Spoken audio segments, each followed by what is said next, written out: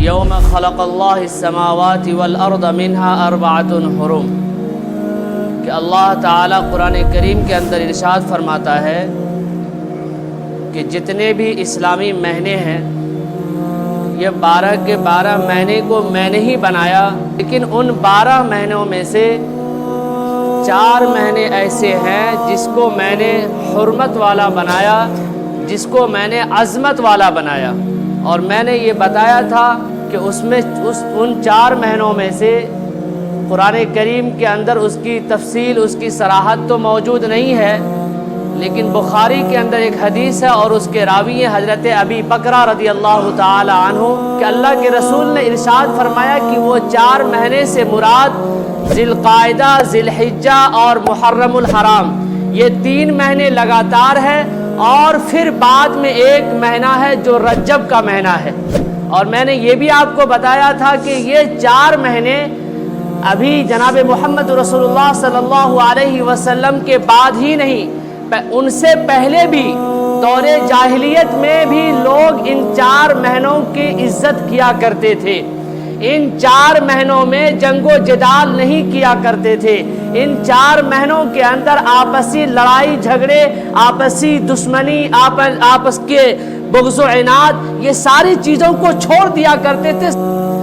میں نے اس ہفتے یہ آپ کو کہا تھا کہ محرم الحرام کا مہینہ آپ یہ نہ سمجھا کریں کہ حضرت حسین رضی اللہ تعالی عنہ جب کربلا کے اندر شہید ہوئے اور 72 ساتھی جو شہید کیے گئے تو پھر وہاں سے محرم کا مہینہ شروع ہوا، ایسا نہیں ہے۔ اللہ تعالیٰ نے جس دن سے دنیا کو پیدا کیا، قرآن کریم دنیا کے پیدا کرنے سے پہلے لکھی گئی ہے۔ اللہ نے اس قرآن کریم کے اندر لکھا ہے منہا اربعۃ حرم، کہ اس کے اندر 4 ایسے مہینے ہیں جو حرمت والے ہیں، جو عظمت والے ہیں۔ اس کا مطلب اس سے یہ پتا چلتا ہے کہ محرم الحرام کا مہینہ حضرت حسین رضی اللہ تعالی عنہ کے کربلا کے میدان میں شہید ہونے سے پہلے بھی تھا۔ میں نے یہ کہا تھا ہاں یہ بات الگ ہے کہ حضرت حسین رضی اللہ تعالی جو کربلا کے میدان میں محرم کی 10ویں تاریخ کو جو شہید کیے گئے ہیں، اس سے اس مہینے کو اور بھی عظمت حاصل ہو گئی۔ ارے کوئی عالم دین ہے، کوئی عالم ہے، اور کوئی ایسا عالم ہے کہ جو عالم کے بعد مفتی بھی ہے، تو اس کا مقام و مرتبہ ایک عالم سے بڑھ گیا کہ نہیں بڑھ گیا؟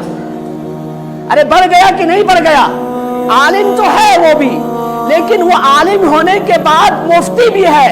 تو جہاں پر عالم بھی ہوگا اور ایک مفتی بھی ہوگا تو پہلے مفتی کو ہم توجہ دیں گے، ان کی بات کو سنیں گے، پھر عالم کی بات کو سنیں گے۔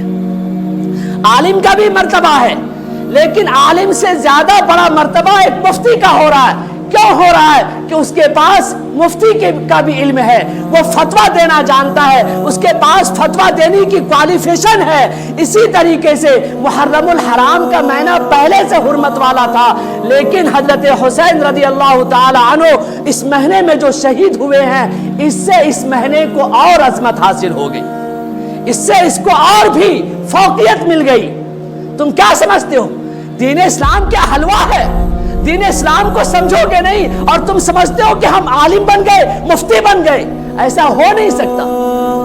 کہ دین اسلام کی بقا کے لیے تو حضرت حسین علیہ السلام کربلا کے میدان میں جو گئے تھے اور اپنے سر کو جو کٹوایا ہے، شہید جو ہوئے ہیں، یہ دین اسلام کی بقا کے لیے، یہ دین اسلام کی حفاظت کے لیے۔ حضرت زینب رضی اللہ تعالی عنہا جب اپنے بھائی حضرت حسین سے کہتی ہیں کہ اے بھائی، آپ کو سارے لوگوں نے روکا ہے کہ اے حسین مت جاؤ کربلا، مت جاؤ کوفہ، کیونکہ وہاں کے لوگ غدار ہیں، وہاں کے لوگ دھوکے باز ہیں، لیکن پھر بھی آپ آ گئے۔ کیا وجہ ہے کہ آپ نے ان لوگوں کی باتوں کو نہیں مانا؟ تو حضرت حسین نے کیا کہا تھا کہ میری بہن، میں جانتا ہوں کہ یہ کوفہ والے وعدے کے پکے نہیں ہیں، یہ کوفہ والے غدار ہیں، لیکن بہن تم نہیں دیکھ رہی ہو کہ وہ یزید حکومت کی تخت پر بیٹھا ہوا اسلامی شریعت کو بدل رہا ہے، اسلامی شریعت کے اندر الٹی پھلٹی حرکتیں کر رہا ہے، اس کو بچانے کے لیے میں جا رہا ہوں، وہ شریعت کی حفاظت کے لیے جا رہا ہوں، وہ شریعت کی بقا کے لیے میں جا رہا ہوں۔ میں یزید سے جنگ کرنے نہیں جا رہا، میں اسلام کی حفاظت کے لیے جا رہا ہوں، اسلام کی بقا کے لیے جا رہا ہوں۔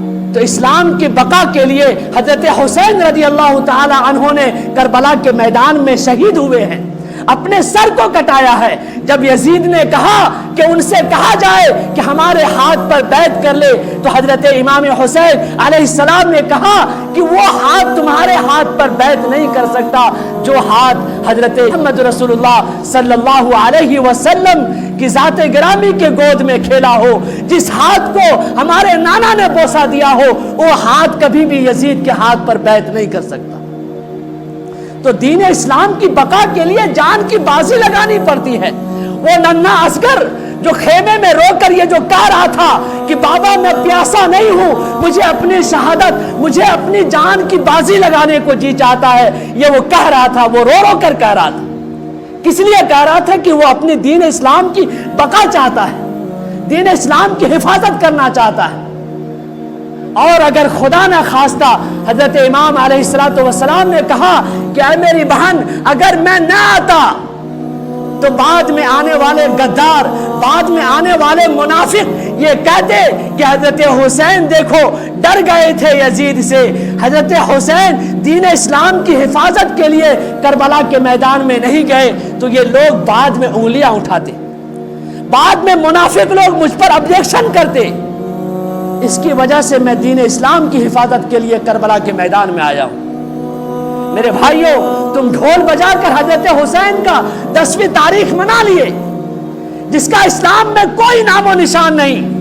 خدا کی قسم یاد رکھو، تم یہ جو نوجوان جو پرائز جیت کر آئے ہو اور جو اسٹیٹس لگا رہے تھے کہ میں چیمپئن بنا ہوں، خدا کی قسم تم چیمپئن نہیں ہو، تم دین اسلام کے سب سے بڑے دشمن ہو، تم دین اسلام کے سب سے بڑے غدار ہو کہ تم نے دین اسلام کو بدنام کیا، تمہارے ذریعے سے دین اسلام کو بدنامی کی جا رہی ہے۔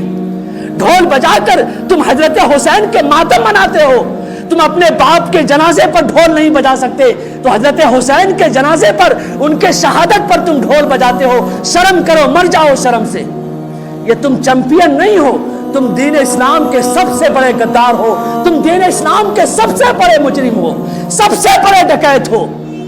اس لیے اگر ڈکیت بن گئے ہو تو اللہ سے معافی مانگو، اللہ سے کہو کہ میں نے بھول کیا ہے۔ وہ ننھا اصغر جو رو رو کر اپنی جان کی بازی لگایا ہے، اس کے لیے کم سے کم اللہ سے معافی مانگ لو۔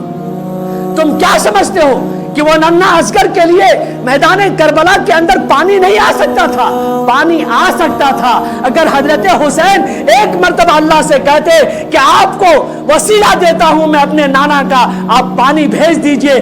جو اسماعیل کے لیے مکہ کے اندر زمزم جاری ہو سکتا ہے، کیا وہ نواسہ رسول کے لیے پانی نہیں نکل سکتا زمین سے؟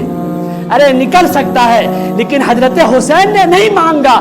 کیوں نہیں مانگا؟ کہ بعد میں لوگ یہ کہتے دیکھو اپنی بیٹی کے محبت میں، اپنے بیٹی کے جان بجانے کی چکر میں اللہ سے پانی مانگ لیا۔ یہ بعد میں لوگ کہتے اپنے بیٹے کی جان کو دین اسلام کے لیے لٹانا پسند کیا، لیکن اللہ سے پانی نہیں مانگا۔ تم سمجھتے ہو ڈھول بجا کر حضرت حسین کا ماتم منا کے چیمپئن بن گئے، اسٹیٹس میں لگایا آئی ایم چیمپئن۔ بے وقوف انسان، تم چیمپئن؟ کبھی دل پر ہاتھ رکھ کر دیکھو، تم چیمپئن نہیں، سب سے بڑے غدار ہو، سب سے بڑے مجرم ہو، دین اسلام کو بدنام کر رہے ہو۔ دین اسلام اس کا نام نہیں ہے، دین اسلام دو چیز کا نام ہے، ایک رب کے قرآن کا نام، ایک جناب محمد رسول اللہ صلی اللہ علیہ وسلم کے فرمان کا نام۔ اللہ تعالی ہم سب کو عمل کی توفیق عطا فرمائے۔